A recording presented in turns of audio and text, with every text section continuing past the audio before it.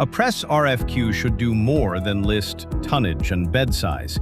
But you don't need to arrive with a fully engineered specification. The goal is to define what you know, identify what you don't, and find a supplier capable of closing the gaps.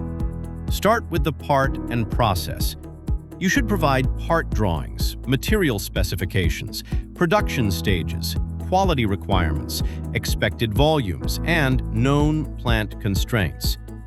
From there, an experienced supplier should help determine the force profile, press architecture, working envelope, motion control, and automation concept.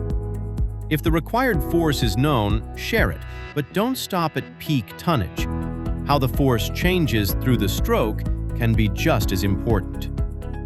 Next, define the physical and production constraints: available floor space, tooling size, loading direction, utilities, equipment interfaces, and target production rate. The supplier can then recommend the required stroke, daylight, bed and ram dimensions, operating speeds, dwell times, and press type, whether hydraulic, servo-hydraulic, or another solution. Now consider how the complete system will operate.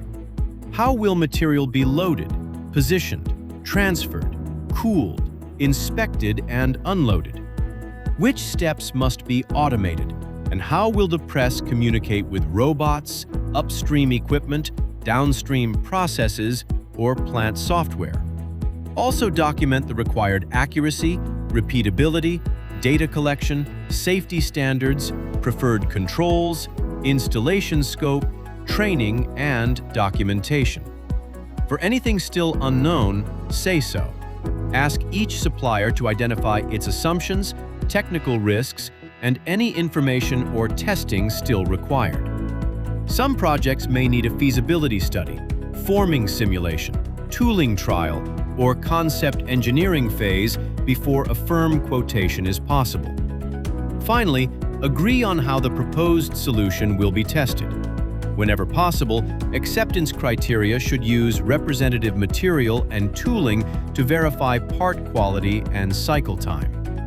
A strong RFQ doesn't engineer the press for the supplier.